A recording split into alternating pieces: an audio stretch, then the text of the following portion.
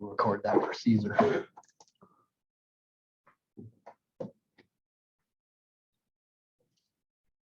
Okay, so remembering that our formulae for this, let's see, is this even asking about angle of twist? No, it's asking for shear stress.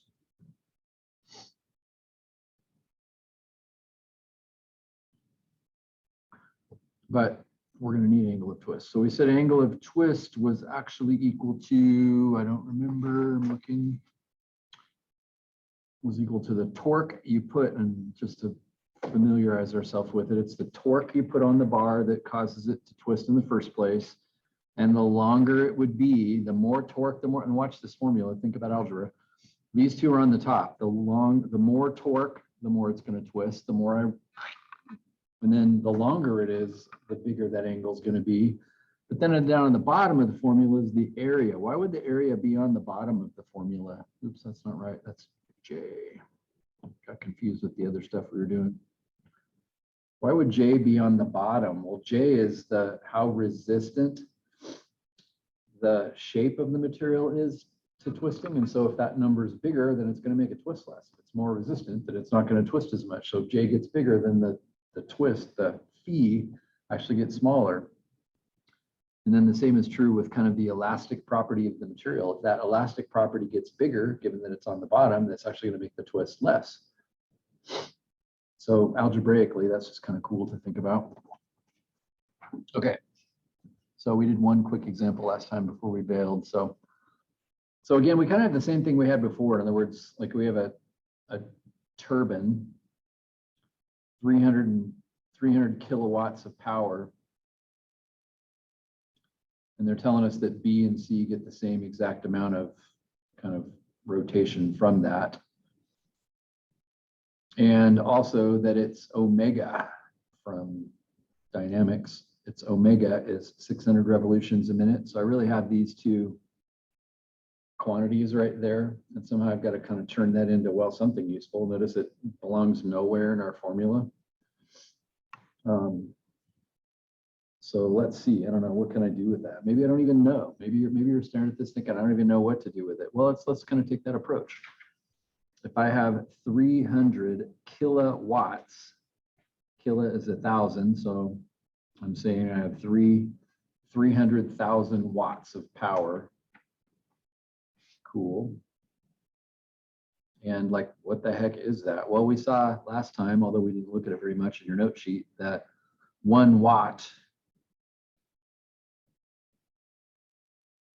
is equal to 1 Newton meter per second. So what we said last time, although we didn't use it for a problem yet, was just that, as we've seen before, a Newton meter per second is, Newton meter is work, and then work over time. And so that's a measurement of how much something works as a function of time. And so somebody just thought, well, that's confusing. Let's rename it watts. Okay, fine. So really that just means 300,000 watts is 300,000 Newton meters per second. Now that I wrote that down, what does it purport to be telling me then? Like, what might it be telling? What is this going to get at in my formula up there? I'm seeing torque, because Newton meters is torque. So it's like if there weren't seconds there, then I'd have my torque, right?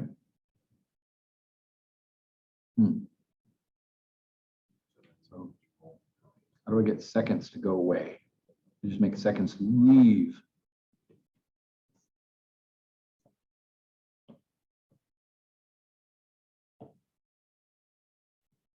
Well, the rotational speed could get involved there because it's got time in it. Yeah, revolutions can turn into radians, which are unitless. And so maybe that's our way out of this mess. So let's play with that a little bit. So I'm going to write this a little differently just because we got to be really careful to make the units go away correctly. So I'm going to say Newton meters per second and actually put seconds on the bottom. And so 600 revolutions in 1 minute, I'm going to put 1 minute on the top and 600 revolutions on the bottom. The reason I'm doing that is because minutes and seconds are the same unit and I want them to go away. Now they're not going to go away, but if I came in and said, well, if I want minutes gone, I could put minutes on the bottom, seconds on the top, and now I know that 60 seconds is 1 minute. And so now bam, bam, bam, bam.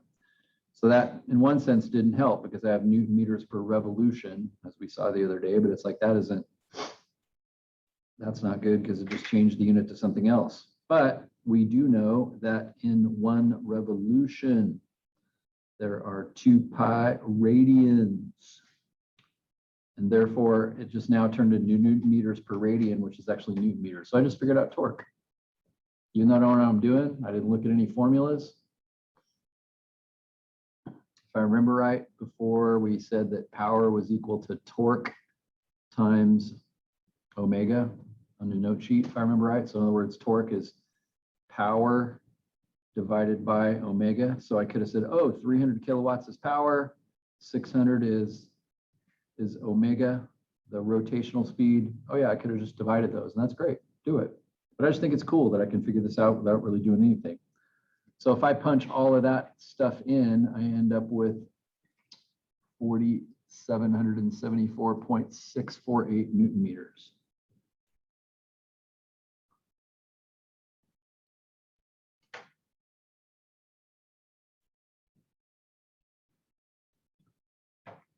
So based on the power and based on the speed. Yeah, that makes sense. Power and speed would be related to torque. That makes sense. So I just figured out torque. Hey, cool. There's sort of one unknown. Awesome.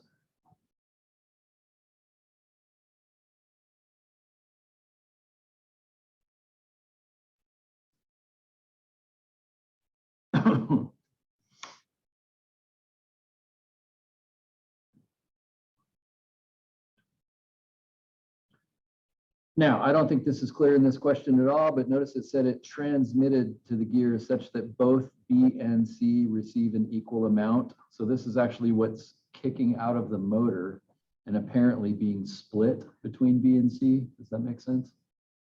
Again, I don't think that's necessarily obvious. I didn't think it was anyway.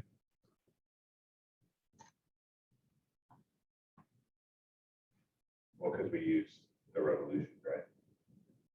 If we didn't use those revolutions, this wouldn't have us in this spot. Yeah, that's true. So I'll just make the note here. Half to each.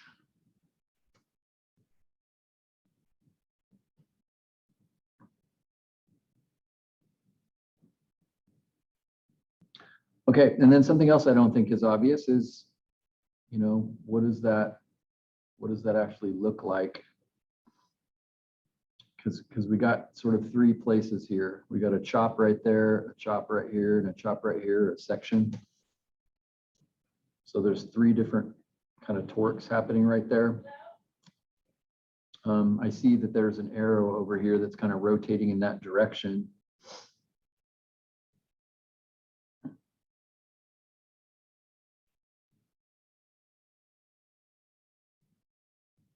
Is that the W that we used? Yeah, the omega. So it's actually rotating in kind of in this direction. So from this side looking at it, I guess you'd call that clockwise, so negatively.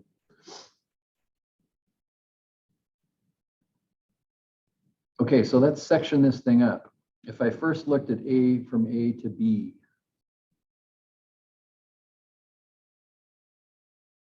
so if we want to get the twist in this thing, as we saw the other day, which again, I don't think is obvious, the overall twist is going to be equal to the twist kind of in the AB segment plus the twist in the BC segment plus the twist in the CD segment.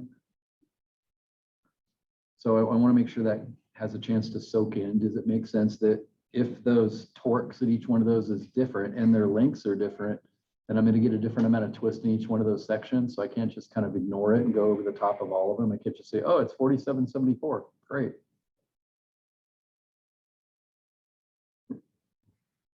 So I've got to add them up all individually. Okay, well, let's see if we can do that. So the question is, what is the torque at AB? Well, remember, this is the torque that the motor generates, the turbine generates. So would you agree through all of this section right here then, that this is the 4774.6? Like everything in there is 4776? Do you agree with that? Now, so all the way through that section, that is the torque. So again, I don't think that's obvious, but let's go ahead and throw it in there.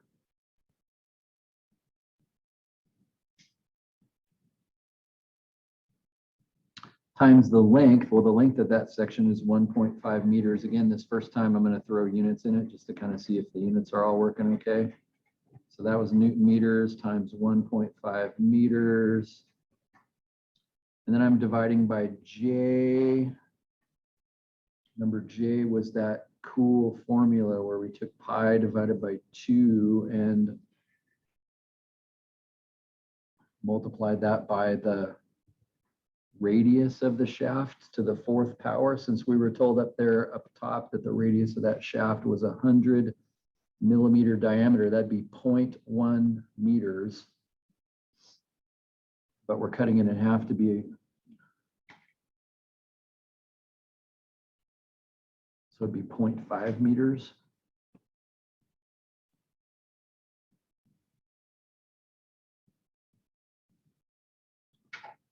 $50 millimeters would be no, it's 0.05, isn't it? Not 0.5. Half of 0.1 is 0.05.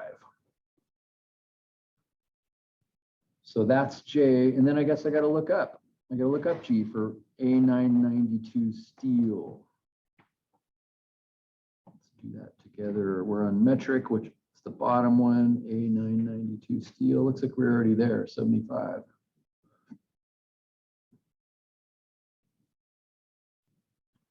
So 75 gigapascals. So it's 75 gigapascal is giga was to the 9th, and a pascal was a Newton per meter squared. So again, I'm staring at the units here and kind of seeing if everything cancels out. Looks like the Newtons cancel out. Newtons, and then I've got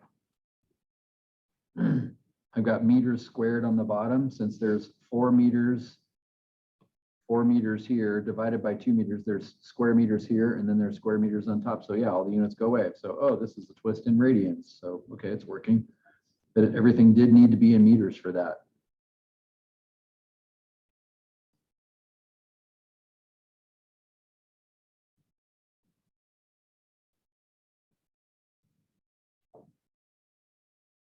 Cool. So this is kind of the A, B section. Plus, now what happens in the B, C section? So this is where that, what I consider to be terrible hint, like I would never say this on a test, but they said such that B and C gears receive an equal amount. So here's where they're telling us if I take half of 4774.648, 4774.648 divided by 2, I get 2387.3. Call it 23.7. It's deceiving that they made the gears different sizes in the picture. Yeah, I agree. That is deceiving because it makes it kind of seem like they're not going to be at the same, doesn't it? The other thing that I find a little confusing about this is notice with no chains hooked to them, does it make sense that's just going to spin because it's just kind of sitting in a bearing over here? It's just going to spin. So the only way that's going to produce any torque on something is if I actually had to put a chain on it and then the chain was working something like lifting something or moving something, and then it'd be, you know, resisting it. So the fact that it's going this way, the fact that the bar is actually going this way, does it make sense that the resistance would actually go the other way? Like it'd be kind of working against it, have to be kind of fighting it, if you will. And with CD going that way as well. So I find that a little confusing, like is the torque. I think that's right though. So this is the 2387.3. And so because that's the case, if I moved from, all the way through this section, does it make sense that would be 2387.3 all the way through it? Because that's all it knows. Or you could say, no, I'm working my way across. And so this is a positive number and this is a negative number. And I add those together. In this case, you get 2387.3 again, which is, so again, I think it's kind of a dumb problem. They should just tell us how much torque is on each one of them. It's like, it's totally confusing. So it actually isn't the green 2387.3. It's actually the red 4774 plus the negative 2387 that ends up 2387. You see what I'm saying? I don't think that's obvious at all. Because remember, to cause a twist, one has to go one way, one has to go the other way, or they're not having it. There's no twist. So the motor's going clockwise, the resistance to it's going counterclockwise. So C would have to be spinning the same way as B, because if not, isn't this whole thing spinning? Or is this whole thing spinning? Yeah, so think of it more as like it's spinning, which means there's no twist at all. Unless somebody grabs those gears and says, no, I'm not going to let you spin. You see what I'm saying? Yeah. Because that's kind of what's happening. And it's like two different people. One person grabbed the B gear with a certain amount of strength, and the other person grabbed the C gear with a certain amount of strength. And what they're saying is both of these are the same.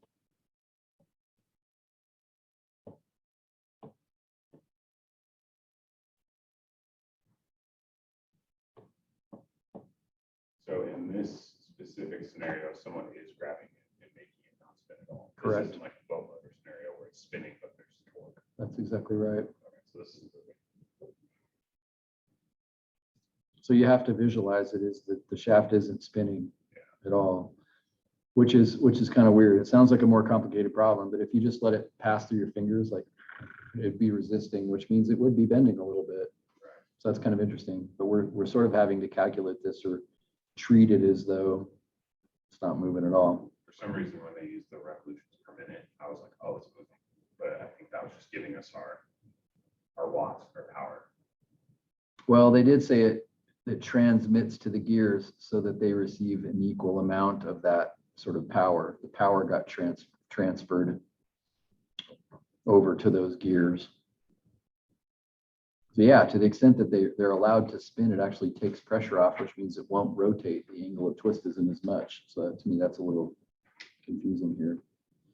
Well, the rest of this isn't so bad. We say, okay, well, what's going on in that section? Well, that's 2 meters long. Notice I'm being lazy now. I'm leaving the units off, and then I won't even write JG in here, or I won't rewrite what I wrote before, but those big messes.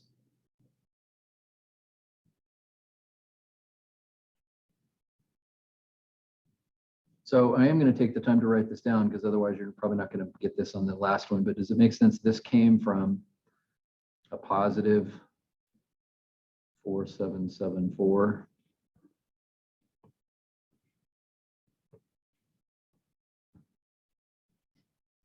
Minus a 2387.3. And so see how that ended up positive still?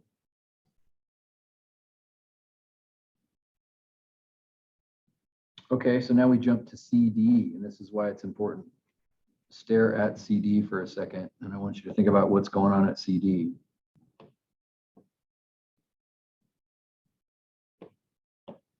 That was BC. Oh. Yeah, that's BC. So then what's going on at CD? Same thing, except different distance, right? Well, keep adding. Once you get to CD, does it make sense you're adding the red 47, the green 23, and the green 23? What's that all add up to? 0. Nothing. Is that right? Well, remember, this can be calculated from both sides. Does it make sense this is just a spinning bearing right there? Nobody's grabbing that. It's just spinning. So therefore, there is not going to be any twist there. There's nothing, it'd have to resist that. Does that make sense? There'd have to be something resisting it, and there's not. So there's actually going to be no twist there. So you can see it logically if you work from left to right, that there'd be no torque over there. But you can also work from right to left and just add your way over, and you end up with nothing. Isn't that weird? So once I write that, I can just say, oh, I'm done, but I'll go ahead and write times 1 divided by JG again. And again, we haven't talked about this for a while, but notice they called that a journal bearing. You may remember a long time ago, I gave you a sheet that kind of described what all those things were. I don't remember either, but journal bearing was a free spinning bearing, basically. I wouldn't have remembered that out of context. In this picture, I know it's free spinning, or I wouldn't have remembered. But then they also went on and said, turns freely about its axis. So I punch all that in, and I get from A all the way to D. The twist all the way from end to end, although it's really not from A to D, it's really from A to C. Does that make sense?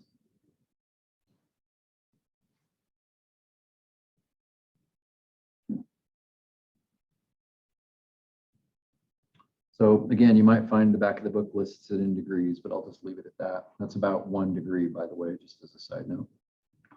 0.9 degrees.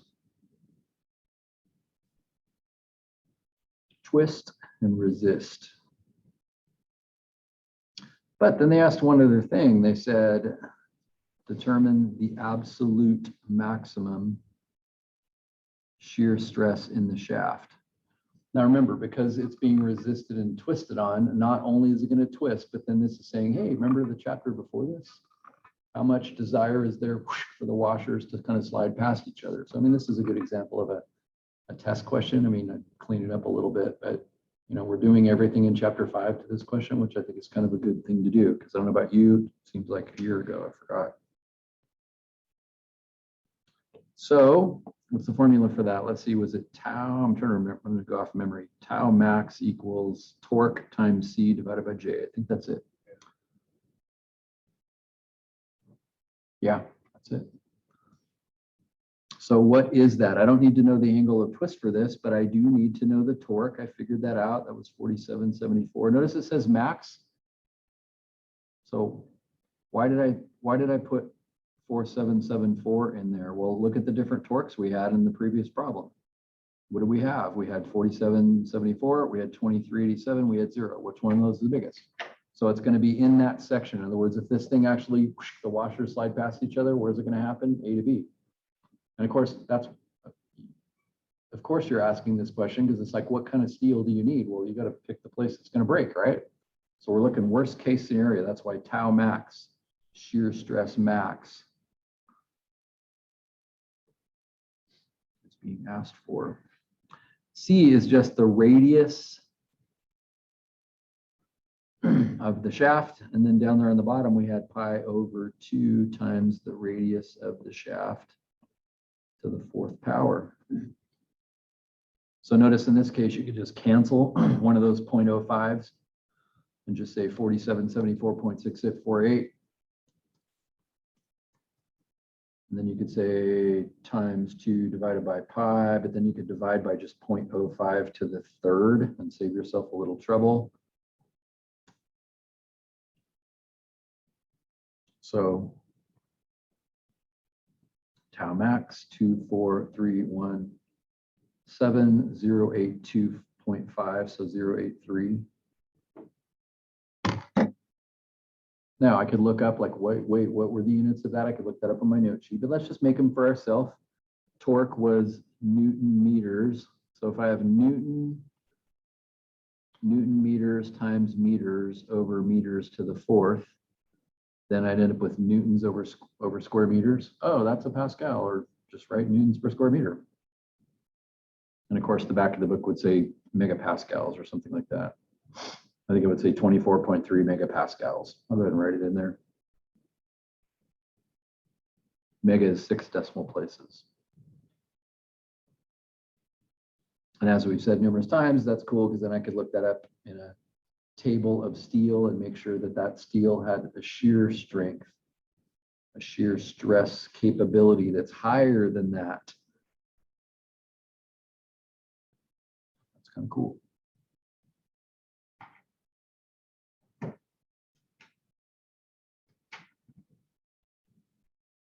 Lots of stuff, lots of little stuff in there that I don't think is obvious. section concept still gives me some trouble. I don't know about you. Okay, and then I introduced this last time, so let's tear into this because this is kind of a cool problem. And to Connor's observation before, like this actually is spinning. Like if this isn't spinning, then it isn't doing a job. So that's kind of weird. I wonder how they explain that. So it's mixing soil in situ stabilization. Does that mean anything to you? I can't. Unless you know in your stuff. I wrote other, it said it's shown to mix soils because this person is bored and they have nothing better to do. I don't know. I can certainly see that if you put, you know, fertilizer into it and you wanted it to mix thoroughly or something, but In the original place, it's situated. in the original place. So you're stirring it. This is like a tiller then. I was seeing this as like a tank, but it's almost like you're just poking it into the ground and you're not like moving it across the street. It's just like, so it's like a tiller. Okay, I get that. So it's connected to an A36 steel tubular shaft. Tubular again is code for it's solid. No, that's not true. Shaft was solid. Remember that? And tubular, well, it's a tube, it's hollow. So they gave me an inner diameter 3 inches, outer diameter 4.5, angle of twist relative A to B. And same thing we just calculated, maximum shear stress. And it's subjected to the torques shown. Now that's the interesting part. And I think this is worded well. Does it have to be stopped to create torque? No, it just has to be resisted. Now, does it make sense if you went in there and grabbed them and said, stop? Does it make sense that 3,000 and 5,000 are going to increase then? So that's at least good to understand.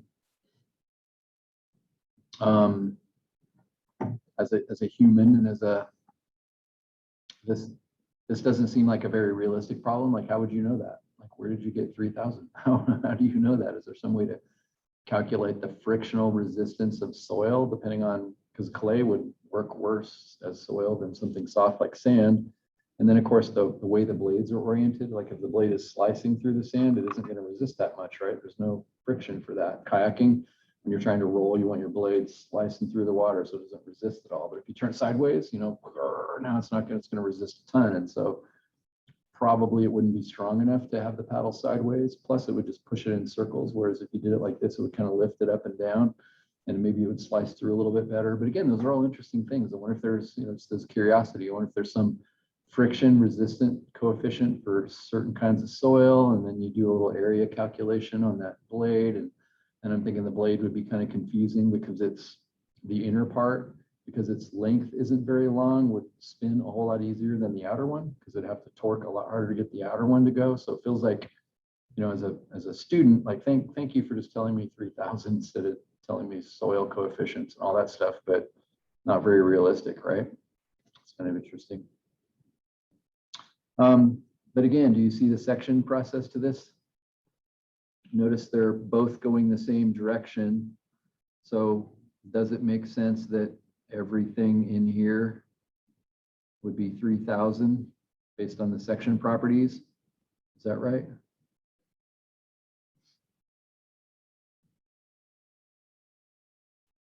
I don't have it in front of So me, I'm not but sure about that. that's a motor on top, right? Like what's the generator?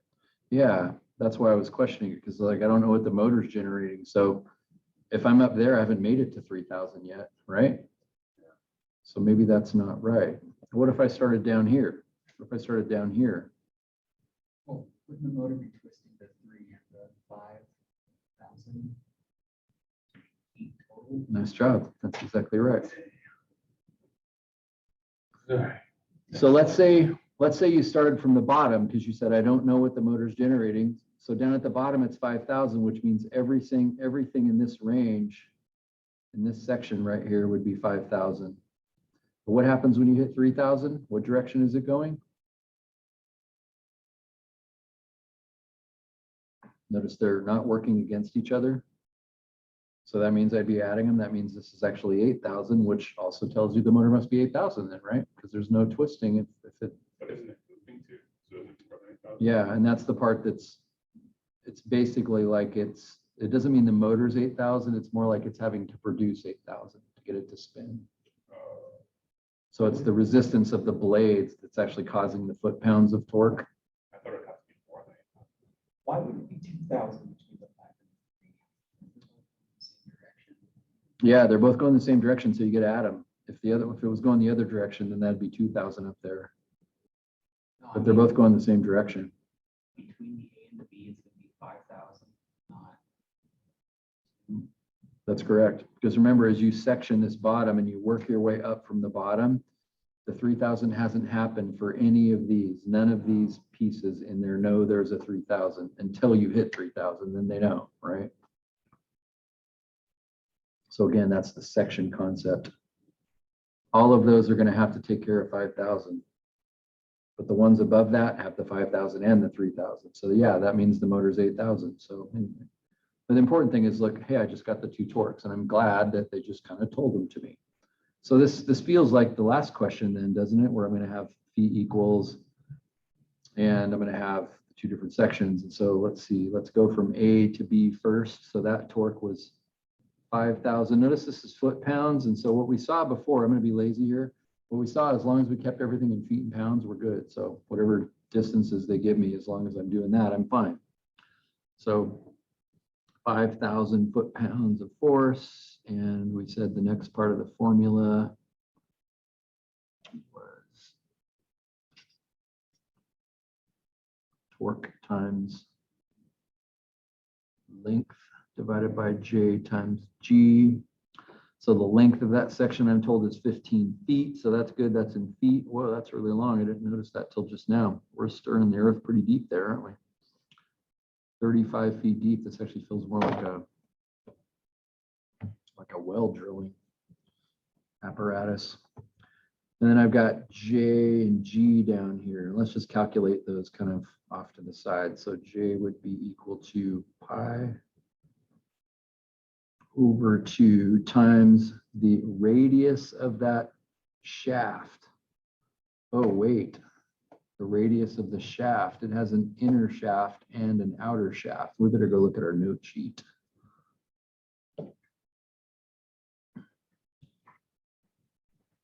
Polar moment of inertia of a tube. If it's solid, it's just the radius to the fourth. But when you got an inner and an outer, you got to do both of them to the fourth and subtract them. Oh, that's right. I guess that makes sense. So the outer diameter was 4.5, and then notice it's even in inches. That's not so good, right? So what are you going to do about that? Should I go back and convert everything to inches? Remember, we need the units here are all just going to cancel out.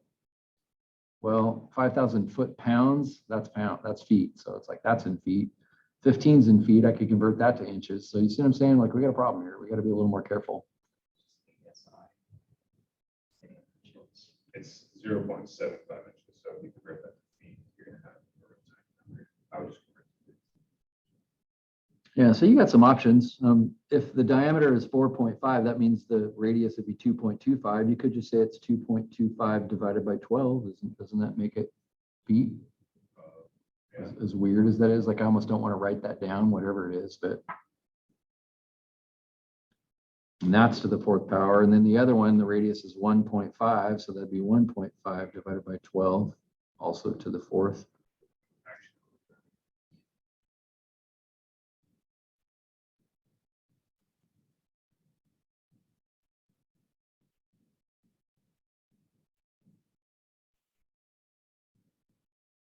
Interesting. I'm just looking it over the way I did it when I was kind of doing it in my office to make sure I understood it.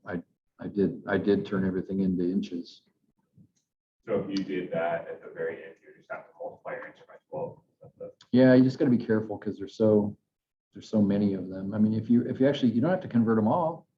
Like G, for instance, what's its unit? Well, it might be, is it PSI, pounds per square inch? Is that what it's going to be? I think it is. Yeah, okay, yeah. So, that allows me to leave something in inches. You see what I'm saying? Right. So if I left the 15 on top in inches, then maybe that would cancel. So you could do some creative stuff. It just feels dangerous to me. So anyway, I'm going to figure out what this is since I didn't do it the same. Pi divided by 2 multiplied by 2.2. You've got to put parentheses around that separately because you got to raise it to the fourth power. So this seems crazy. Minus 1.5 divided by 12 raised to the fourth power. Close the parentheses. I got 0.001558.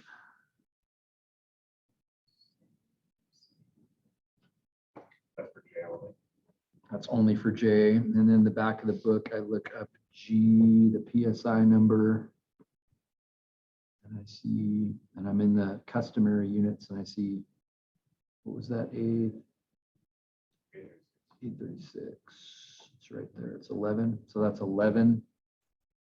And again, annoyingly, 10 to the third KSI. 10 to the third is 1,000. K is 1,000. This is like 10 to the sixth PSI. 11 times 10 to the sixth PSI.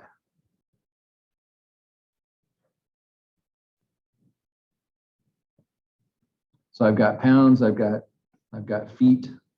Oop, that's not in feet, all right? So I got to change that to feet, don't I? Since I'm working in feet, I can see why I didn't do it this way. It's divided by 12, right? So pounds per, well, it's square inches. That means there's 2 inches.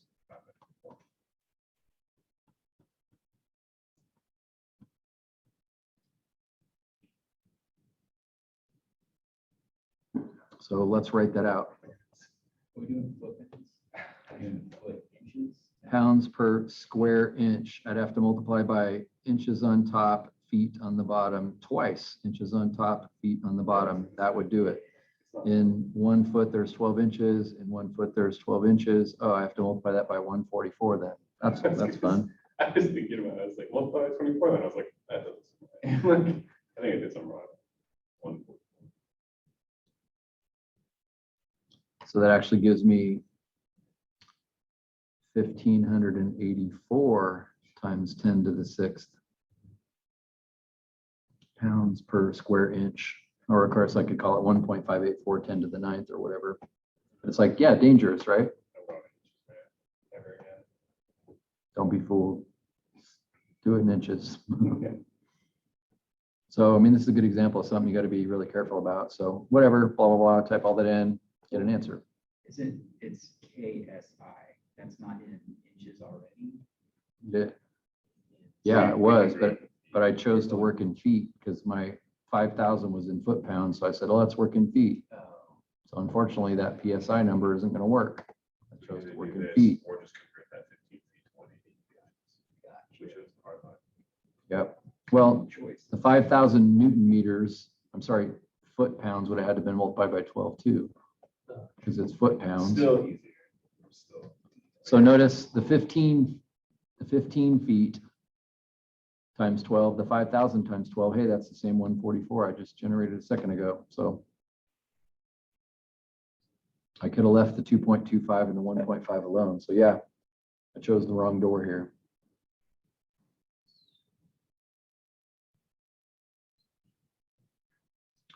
Now, what did this ask for?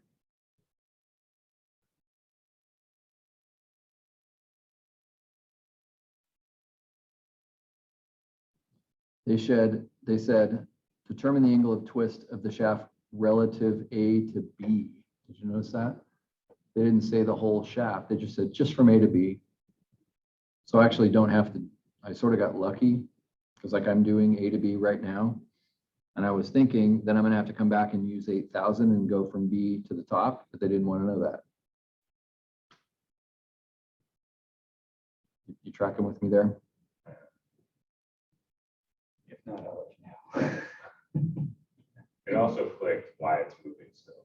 I was really struggling to understand, Yeah. but the other one had it at 0, showing that this one ends with 5,000. Yeah, it's true. So if you don't screw it up, you get 0.0304. Radians. which is like 1.7 degrees, but who cares? And then again, they asked for the absolute maximum shear stress in the shaft. Absolute maximum. Good for them. That's a great question. Where's that going to happen?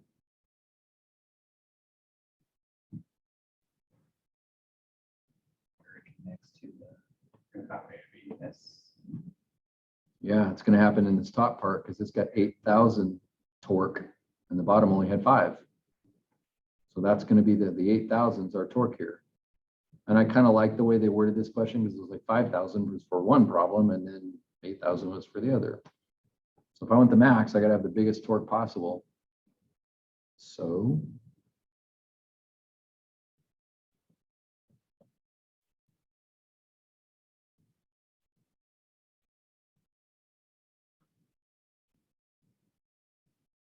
my torque is 8,000. Now, do you find this a little confusing? What is C? Like I have 2 radiuses here, don't I? That's the outer. It's the outer radius. Did I say that clearly in the note sheet?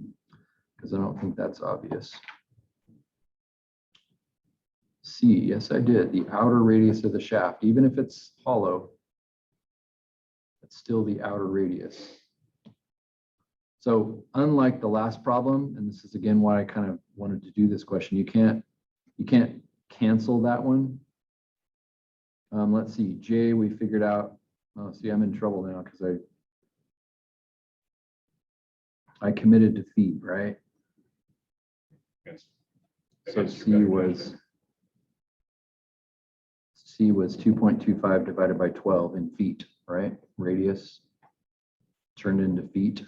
My J was in foot, is in feet to the 4th, 8,000 foot pounds.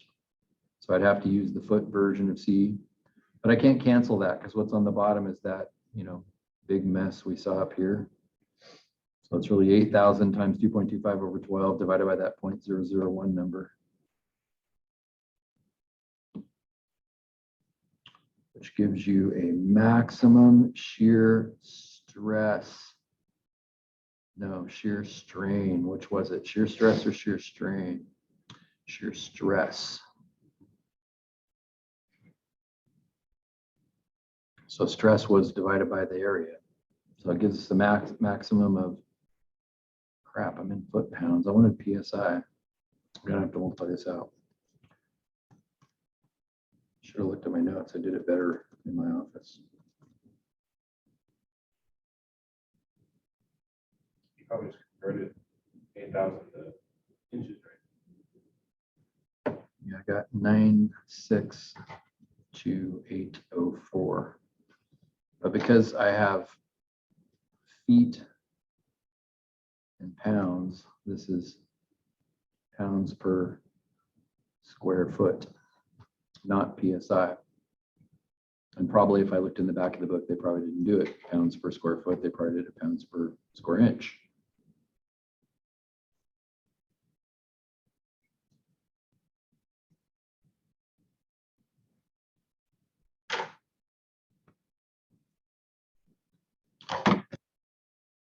So again, based on units, if you decided, dang, I want to see if I got it right in the back of the book, would you be able to convert that? Well, you should be able to say, well, there's square feet there. So in 1 foot, there are 12 inches. And this time, instead of writing it twice, I'm just going to say squared. Because doesn't that mean feet squared and inches squared? So basically, I'm dividing by 144. If you do that, you get 6686. Even that, though, is not what you're going to see in the back. What are you going to see in the back?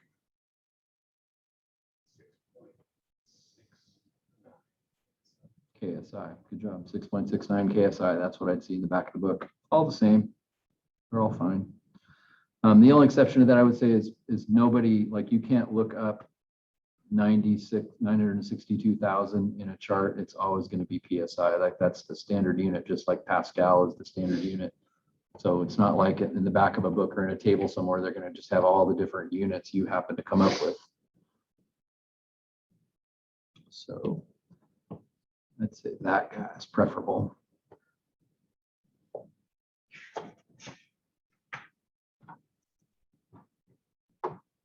Okay, so we learned a few more things, even though that was kind of the same question. I'd say we still learned a few more things, and now we got to learn something kind of big, and then we'll be done. And that was this distributed load concept. So let's stare at this a little bit. This is remarkably challenging. It's very doable. Like you're not going to hate this and think, but you would not do the right thing. I'll tell you what my first thought was here.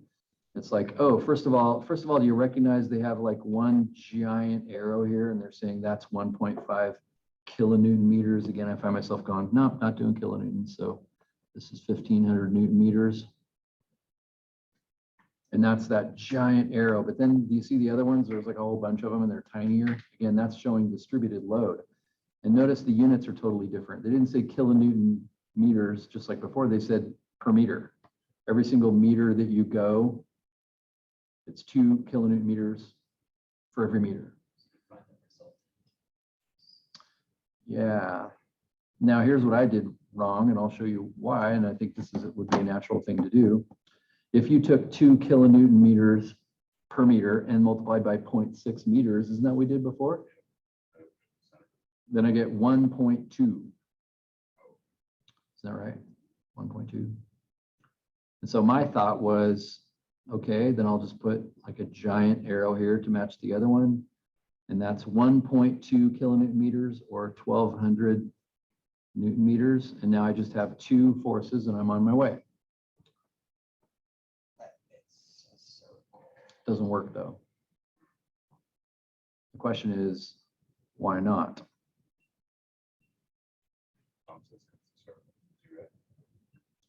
Well, think of the section concept.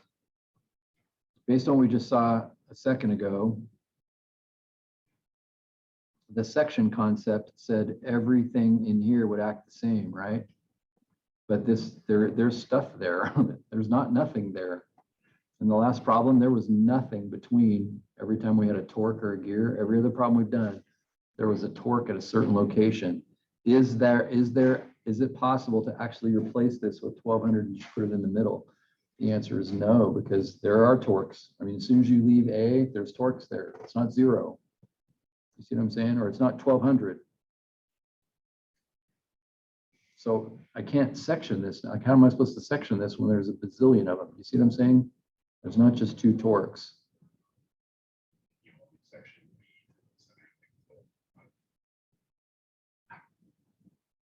So here's the problem then. What we've got to do is somehow come up with a, let's see, did I draw this on here in some way? If I came from this end over here and I went in a distance of X to some location, what would my torque be? So again, I'm going to rewrite this as 2000 Newton meters per meter. So does it make sense if you came in 1 meter, then it'd be 2000? If you came in half a meter, it'd be 1000. Came in a quarter of a meter, it'd be 500. Came in an eighth of a meter, it would be. Exactly. Like a second ago, we took 2000 times 0.6. That was correct. It's just that it isn't always 0.6. It's X. Well, would that just, No, you go. would that just be Tx times C divided by J? Is X changes with, or torque changes with length, but our diameter is the same, and our polar moment of inertia should be the same. Yeah, so let's at least get that written out so far. So I'm going to call this point C because they didn't label that for us. I've got A, B, and C. And so let's see what's going on with torque in the AC section. So can I just say 2000? And I'm going to write this out and maybe erase it, but Newton meters per meter times X meters. So these cancel. So I end up with 2000 X Newton meters. That's my torque, 2000 X. In other words, What's your torque? Depends where you are.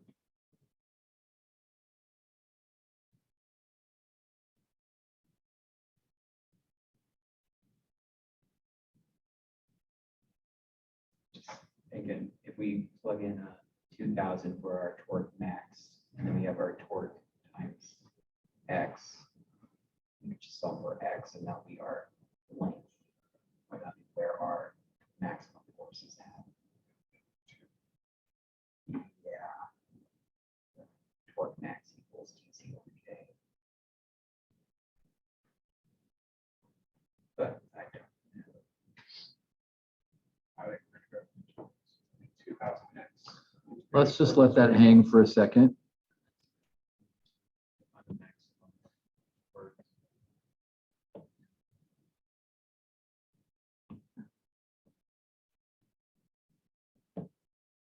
What's going on though from B to C? Now, do you agree that B to C is affected by all of those, but it doesn't know there's a bunch of little ones? You see what I'm saying? In other words, and notice these arrows are going opposite directions. So this arrow is going that direction at 1500. And what we said a minute ago, if you make it all the way to C, it's 2000, not times X, but times 0.6. So if you do replace this right here, and notice I'm drawing the arrow the correct direction now, that is 1200. So as far as BC is concerned, you have 1200 going one way. And notice I was defining, I guess, this direction as positive. Then that means that 1500 would be negative. Does that make sense if I choose to use that orientation? So those are going against each other. So therefore I don't add them and get 2700. I have 1200 positive, I have 1500 negative. And so that section right there is actually 300 negative.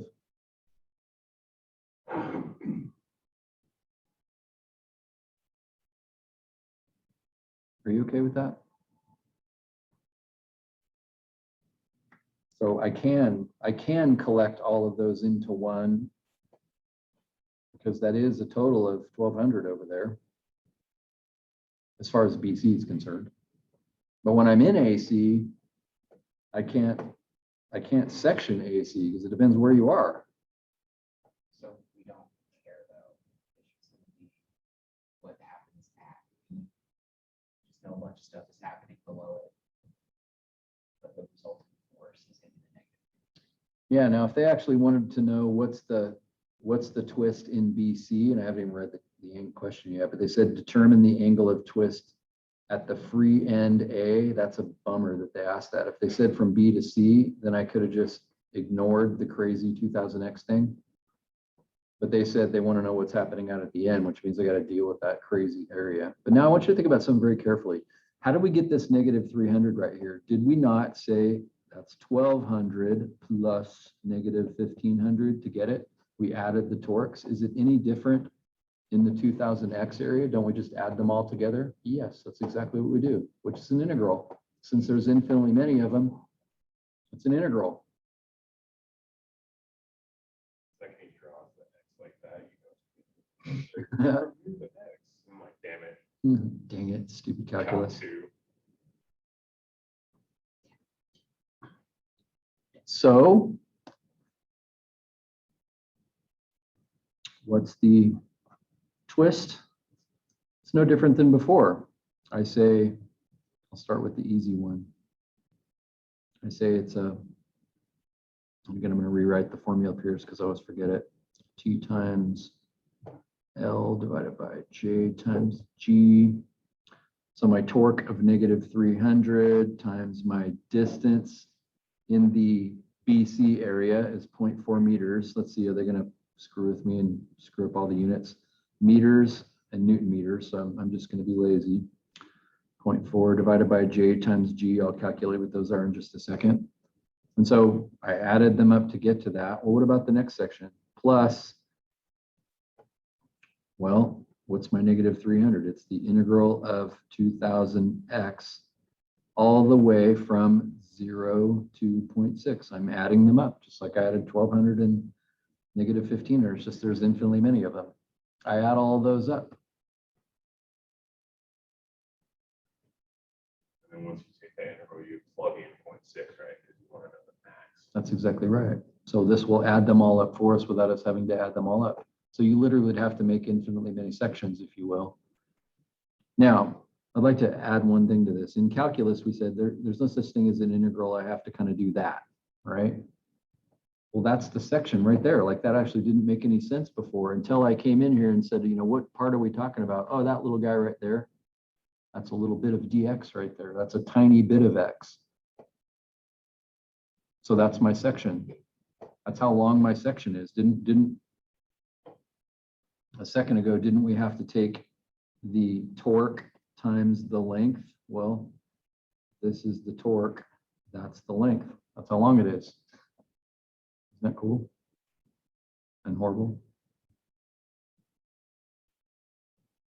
And then divide that by JG. Now again, my first, as a teacher, my first look at that was like, that's dumb. I said this the other day, but that's dumb. Nobody's ever going to need to know this until I realized, oh yeah, when you put a screw into the wood, the further it goes in, it's getting resisted constantly. Every single place it's going into the wood, it's getting resisted. And for that reason, it gets 3/4 of the way and it starts stripping the screw, right? And so that's actually pretty practical. And so I sort of hung my head and went, dang it, I'm going to have to figure that out.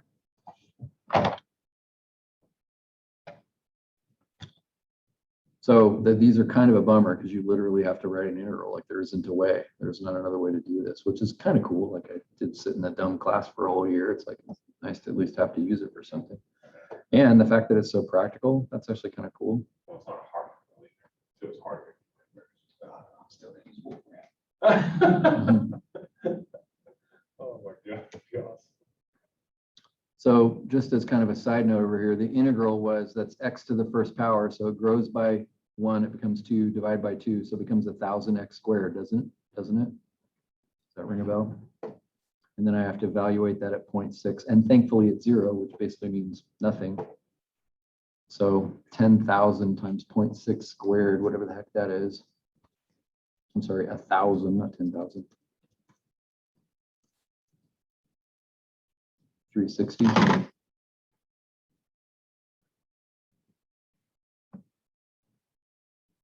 About 360. No, because I did everything in Newton meters. So I called that 2,000 up there at the start, not 2. So I did everything in newtons and meters. So the 2,000 was Newton meters per meter, but then I multiplied it by X meters, and so it became Newton meters. So that is a torque. The integral is a torque. And then the distance dx is the distance, and so I just added all of those individual tiny little torques together for a total of 360. One of those triangular loads kind of thing, right? Because as it goes up, the load goes up to the max exponential 360. Like plug in 0.2, it's only 40. So at the beginning, it's a lot easier. A lot less work. Yeah, that's right. Interesting observation. Is that how it works? I think so. Triangular load. And shouldn't your X be going from the other side? That's a good question. No, right? I don't think it matters. Oh, I see. You can go from either side. The only thing that's bothering me is it's 360. Like, didn't we figure out the sum total of them was 1,200? Like, if you put them all together and just said it's in the middle and it's 1,200, I'm just looking at that thinking, isn't that kind of small? It's 360 at that last sliver. Well, that's the entire torque. The torque is a, But if you did 360 at 0.59 times 2, you'd have 348.1. So you have 348 of torque on that sliver, right? And then they all add up. That seems like well, maybe that's it.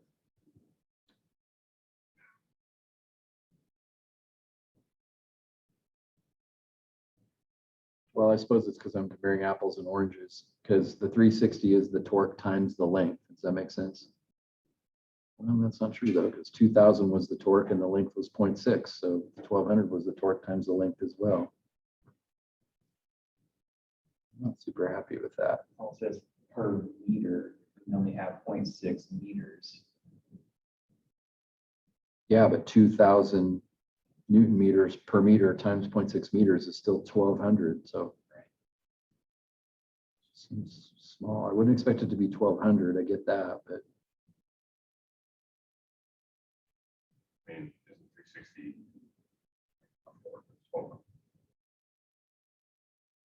pretty close. I mean, I think it has to do with the fact that like when you first put the screw in, it goes in super easy. There's not much torque, and then it just gets more and more and more as you add your way in. I think the answer kind of might be if we were to not just find 1,200 in the middle, but find a whole bunch of little ones along the way, I think they'd be smaller. I don't know. Doesn't quite sit right with me. It's not wrong. I mean, this is the right answer, but Also, I was like thinking when I was saying it to you, but then I was like, oh, well, now we're adding 360 plus 348 when it's only 0.01 meter difference. Like that's going to pack way more than 1,200 in the long run. So I spoke before I thought. So are you thinking it's too small or too big? too small.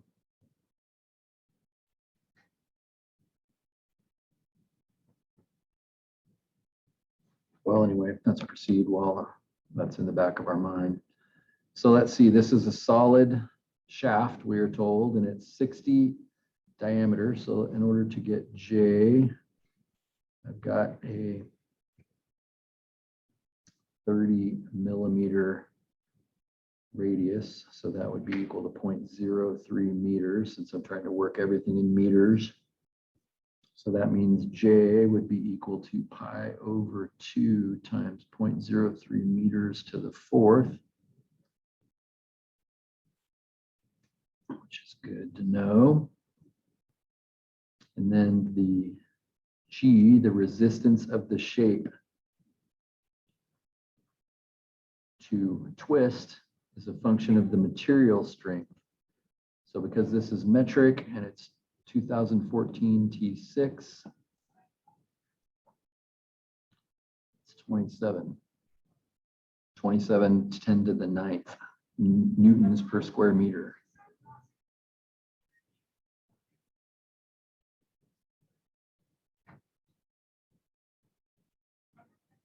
So since I know that everything is in newtons, everything is in meters, and I've played with this in the last few problems, I'm lazy and kind of canceling everything out. But now I can punch all of that in. Basically, 360 is the final answer on the top of that integral.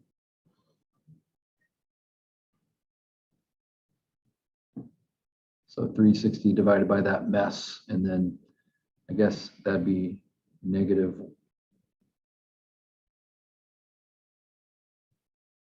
For some reason, I want to type all that in. And incidentally, because they're both over JG, does it make sense? You could just add the tops, get an answer, and then divide by JG once. So I'm going to say negative 300 times 0.4. And then I'm going to add to that 360. Maybe I should write that out. Negative 300 times 0.4 plus 360, because it's already been multiplied by its distance. And then I'm going to divide by J and divide by G. Got 240 for that. Divided by J would be times 2 divided by pi divided by 0.03 raised to the fourth divided by 27 divided by 10 to the 9th.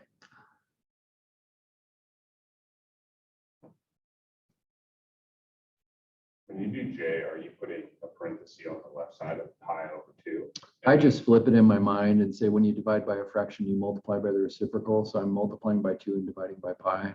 Gotcha. But you could say divided by parenthesis pi over 2, and you have to have those parentheses or you get it wrong. So yeah, Because if you say, but do you put the fourth power inside the parenthesis with the 0.03 you're asking? I don't even put a parenthesis, I just say times 0.03 to the fourth power.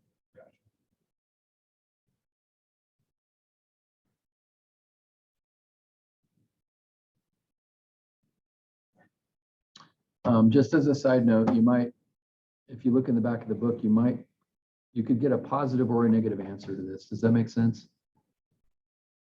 Depending. And it's a question of just, it's a question of just what do you call positive? I sort of made my own answer up for that. I just made a note over here that I was calling, looked at from this direction. My positive was sort of going the wrong way, right? That's clockwise. So if I look this up in the back, it wouldn't surprise me if they got the same answer, but it was negative. But again, if I grab something and I start twisting it one direction versus twisting it another, the question is, how much did it twist? Do I care what direction? Well, I might, but that is totally relative to some convention. So the fact that I labeled mine as positive means I'm right, but it might not match what's in the back of the book. The important thing is that one of these was negative and one was positive. If you get that wrong, then you're going to actually get the number wrong in the back. In my case, I was subtracting these two values.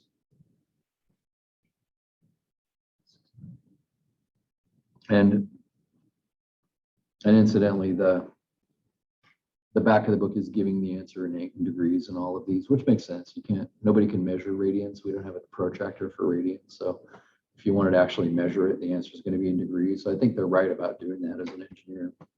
So remember, you're multiplying by 180 over pi if you want radians to go away and degrees to appear, and that's 0.4 degrees in this case. But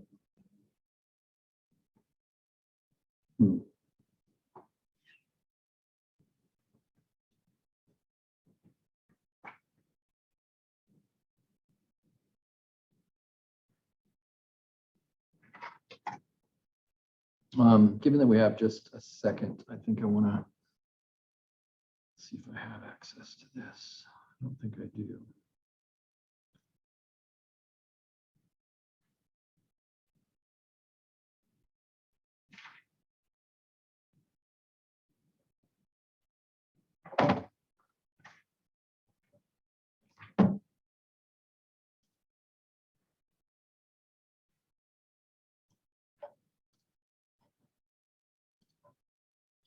This is fast. I'll do it. If it's not, I won't.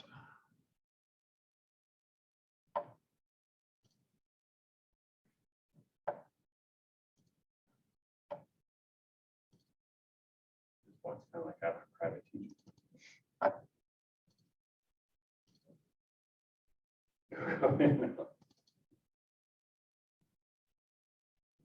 Started engineering school right at COVID. That's what throws me off. In the beginning of the year, we had 20 people in physics class, Oh, yeah. down to 4. Really? Yeah. 4. Well, 4 in person.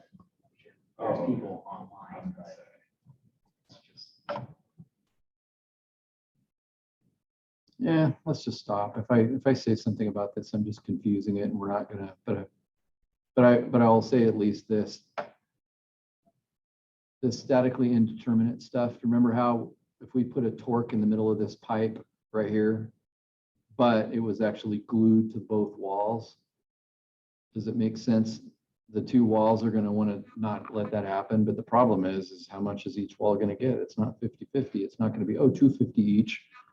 So it's indeterminate because it's like, well, how much is each one going to get? But because we can actually kind of write a separate set of equations as we did before, relative to these two lengths right here, we're going to actually be able to figure it out. And you might be able to appreciate that, maybe one of them is going to be bigger than, actually off the top of my head, I'm suddenly not sure which one, but my first thought was if this is closer right here, then this one's going to feel more of that 500 than the other one is. But then I thought, well, maybe it's further away, so it'll be the opposite, and I'm not sure.